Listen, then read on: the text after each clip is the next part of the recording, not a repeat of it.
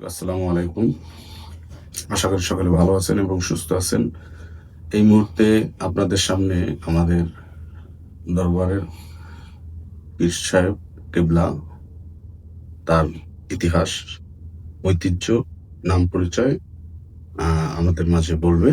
আমরা মনোযোগ সহকারে শুনবো। হুজুর, আসসালামু আলাইকুম। نحمده ونصلي على رسول الكريم أما بعد أعوذ بالله من الشيطان الرجيم بسم الله الرحمن الرحيم يا أيها الذين آمنوا وكونوا مع الصادقين يا أيها الذين آمنوا اتقوا الله وكونوا مع الصادقين صدق الله العلي العظيم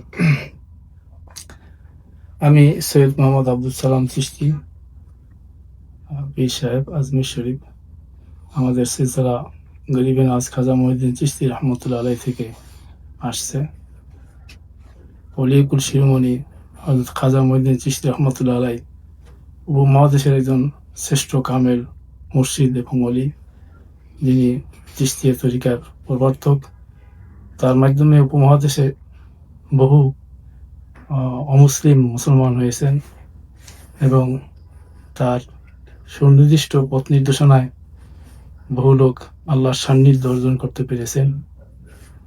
আজমির শরীফ আপনারা সকলেই চেনেন।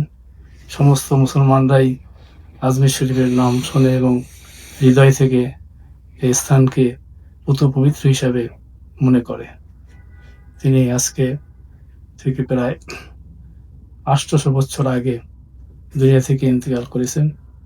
আর আজমির শরীফে ওনার মাজার আছে, যেখানে সমস্ত মুসলমানরাই, সারা বিশ্বের মুসলমানরা তার জিয়ারতের জন্য এবং তাকে এক নজর তার মাজার শরীফকে দেখার জন্য, তার নজর নেওয়ার জন্য, দোয়া নেওয়ার জন্য ছুটে যায় এবং সেখান থেকে একটি সুন্দর আদর্শ, সুন্দর একটি পথ নির্দেশনা নিয়ে আসে।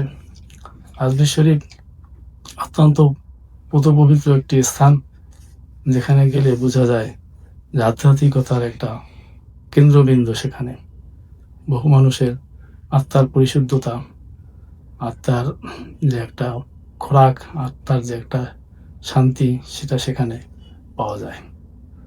আমাদের পূর্বপুরুষ, আমার দাদাজান সৈয়দ আব্দুল হামিদ চিশতি রহমতুল্লাহ আলাইহি এই আজমির শরীফ থেকেই বাংলাদেশে দ্বীনের দাওয়াত নিয়ে, দ্বীনের হেদায়েতের পয়গাম নিয়ে বাংলাদেশে আগমন করেন এবং ওনার জীবদ্দশায় ওনার সাধ্য অনুযায়ী তিনি গ্রাম বাংলার প্রতিটি স্থানে স্থানে যেয়ে দ্বীনের দাওয়াত পৌঁছান। ওনার ইন্তেকালের পরে সৈয়দ আব্দুল গনি চিশতি রহমতুল্লাহ আলাইহি এই দায়িত্ব নেন এবং তিনিও বাংলাদেশের বরিশাল জেলার বরিশাল শহরে ফকিরবাড়ি রোডে উনি নিজের বাসস্থান করে সেখান থেকে দ্বীনের এই দাওয়াত এবং আলো বাংলাদেশে পৌঁছান। এবং 1992 সালে উনি যখন দুনিয়া থেকে বিদায় নেন, আমি এই দায়িত্ব নিই এবং এখন পর্যন্ত এই দায়িত্ব পালনে আমার যতটুকু সম্ভব আমি চেষ্টা সাধনা করতেছি। তো মুসলমানদের শরীয়তের সাথে আধ্যাত্মিক একটা বিষয় আছে, আত্মার পরিশুদ্ধতা, কলবের রোগ ব্যাধি থেকে শেফা। এগুলো একজন চিকিৎসক, একজন রাহবুর প্রয়োজন এবং তার সান্নিধ্যের মাধ্যমেই এটা সম্ভব। আমি যে কোরআন শরীফের আয়াত তেলাওয়াত করেছি, সূরা তাওবার 119 নম্বর আয়াত, ইয়া আইয়ুহাল্লাযীনা আমানুত্তাকুল্লাহ ওয়া কুনু মা'আস সাদিকিন, হে মুমিনগণ, তোমরা তাকওয়া অবলম্বন করো এবং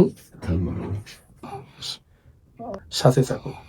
এই আয়াতের মাধ্যমে আল্লাহ রাব্বুল আলামিন নেককারদেরকে, আল্লাহর প্রিয় বান্দাদেরকে ভালো মানুষের সোহবত ইখতিয়ার করার জন্য নির্দেশ দিয়েছেন। তো সৎসঙ্গে স্বর্গবাস, অসৎসঙ্গে সর্বনাশ। এটা আমরা যেমন জানি, বাংলা একটা কথা আছে, সোহবতে, উর্দুতে যেটাকে বলা হয় সোহবতে সলে তোরা সলে কুনি, তো সোহবতে তালে তোরা তালে কুনি। সৎ লোকের সঙ্গে থাকলে ভালো থাকা যায়, ভালোভাবে জীবনযাপন করা যায় এবং আখিরাতে মুক্তি পাওয়া যায়। এগুলি আমি আমার বক্তব্য শেষ করছি। আমার তৌফিক ইল্লা বিল্লাহ। ধন্যবাদ। প্রিয় দর্শক, আমরা খুবই গুরুত্বপূর্ণ আলোচনা শুনলাম। আমরা সকলে দ্বীনের পথে থাকব এবং আমাদের পীরজাদা যে নির্দেশনা দিয়েছে, যে আমলনামা দিয়েছে, আমরা সেটা সকলে মেনে চলার চেষ্টা করব। শেষ করছি। আসসালামু আলাইকুম।